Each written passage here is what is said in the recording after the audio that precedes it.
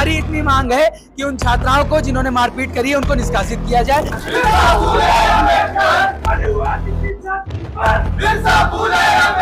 पूरा विश्वविद्यालय संघ का अड्डा बन चुका है। इसी तरीके से लगातार जातिवादी सोच के लोग, जातिवाद हावी हो रहा है और एक जाति को टारगेट किया जाता है, एससी समाज की जाति को टारगेट किया जाता है, उसी पर प्रताड़ना की जाती है। लेकिन ये हम जातिवाद नहीं सहने देंगे, हम लगातार इसके खिलाफ संघर्ष जारी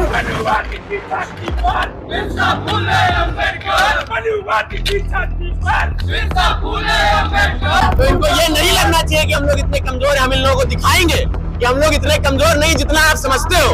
अगर बात आएगी हर चीज की, हम लोग हर चीज करने को तैयार है। दोस्तों, इस वक्त हम लखनऊ विश्वविद्यालय में हैं और मेरे पीछे बापसा छात्र संगठन द्वारा प्रदर्शन चल रहा है। बता दूं कि हाल ही में इस विश्वविद्यालय के एक छात्रावास में एक जातिगत मामला हुआ था।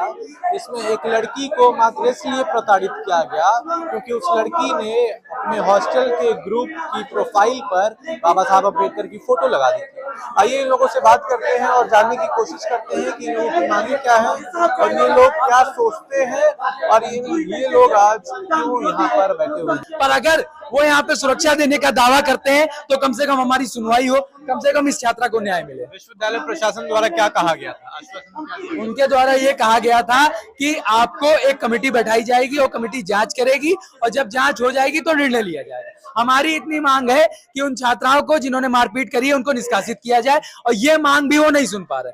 हम यहाँ तक ये भी चाहते हैं कि अगर आप निष्कासन नहीं कर सकते तो कम से कम एक एग्जाम्पल सेट करने के लिए वहां लखनऊ विश्वविद्यालय नवीन परिसर में बाबा साहेब की एक विशाल प्रतिमा स्थापित करें, जिससे कि ये एग्जाम्पल सेट हो जाए, लोगों को पता चल जाए कि यहाँ मनुवादियों के लिए खतरा है, यहाँ पे किसी SC ST OBC छात्र छात्रा के साथ हमला नहीं होगा। क्या कहेंगे आप?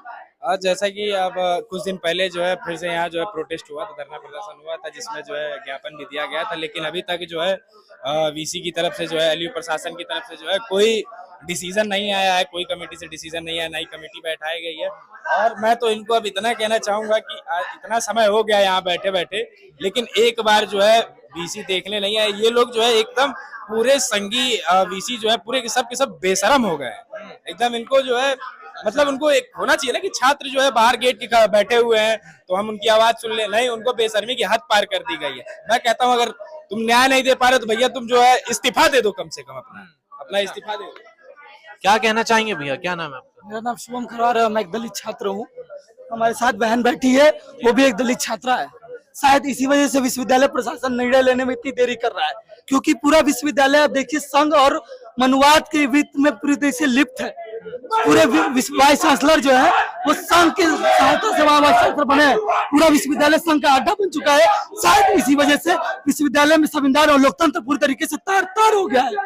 हमारी बहन लगातार 10 दिन से वाइस चांसलर ऑफिस का चक्कर लगा रही है कि मुझे मेरे पक्ष में निर्णय हो जाए, लेकिन इसको ICC कमेटी को टाल दिया जाता है कि वो निर्णय लेगी।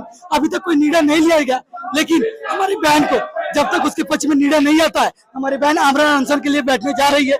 हम भी उसके साथ बैठेंगे। पुलिस का दबाव आ रहा है कि मुझे जेल में डाला जाएगा, हमारे साथियों को जेल में डाला जाएगा, लेकिन उससे भी डरने वाले नहीं है। हम लगातार जेल जाएंगे, लेकिन हमारे निर्णय पक्ष में, हमारी बहन के पक्ष में जब तक निर्णय नहीं आता, हम लगातार संघर्ष जारी रखेंगे। अच्छा, लगातार जातिगत भेदभाव का मामला सामने आ रहा है, इसको किस नजर से देख रहे हैं? विश्वविद्यालय में जब से संघ की पूरी तरीके से प्राथमिकता हो गई है, पूरा विश्वविद्यालय संघ का अड्डा बन चुका है। इसी तरीके से लगातार जातिवादी सोच के लोग, जातिवाद हावी हो रहा है और एक जाति को टारगेट किया जाता है, SC समाज की जाति को टारगेट किया जाता है, उसी पर प्रताड़ना की जाती है।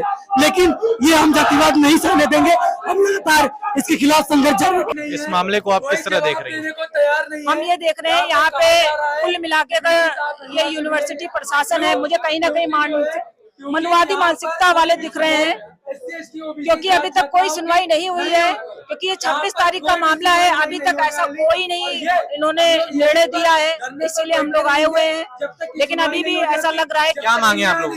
मेरी मांगे कुछ नहीं, पहले निर्णय तो आए, उसके बाद हम बताएंगे ना मांगे क्या है। अभी मांगे हम ऐसे नहीं बता सकते, लेकिन हाँ उनका सस्पेंशन तो होना चाहिए ताकि प्रशासन द्वारा क्या कहा जा रहा है? प्रशासन द्वारा भी कोई जवाब नहीं दिया जा रहा है और ना ही मेरा फोन उठाया, मतलब रिसीव किया जा रहा है, तो हम क्या समझें।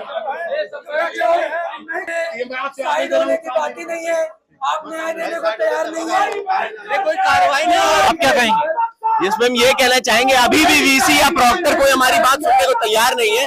जिस तरीके से बहुजन छात्रों के ऊपर दमन किया जा रहा है, डिस्क्रिमिनेशन होता है, वो एक बात समझने को तैयार नहीं है कि हम लोगों का जो अस्तित्व की लड़ाई है, कोई भी इसमें कोई कार्रवाई हो रही है, जवाब नहीं है किसी की। तो ये अगर इनको लग रहा है कि हम लोग इतने कमजोर हैं, तो इनको ये नहीं लगना चाहिए कि हम लोग इतने कमजोर हैं। हम इन लोगों को दिखाएंगे कि हम लोग इतने कमजोर नहीं जितना आप समझते हो। अगर बात आएगी हर चीज की, हम लोग हर चीज करने को तैयार है। अगर आपको लग रहा है कि हम लोग दब जाएंगे, तो दबने वाले नहीं है बहुजन छात्र। अब हमेशा ये देखा जाएगा कि बहुजन छात्र लखनऊ विश्वविद्यालय में नहीं दबने वाले।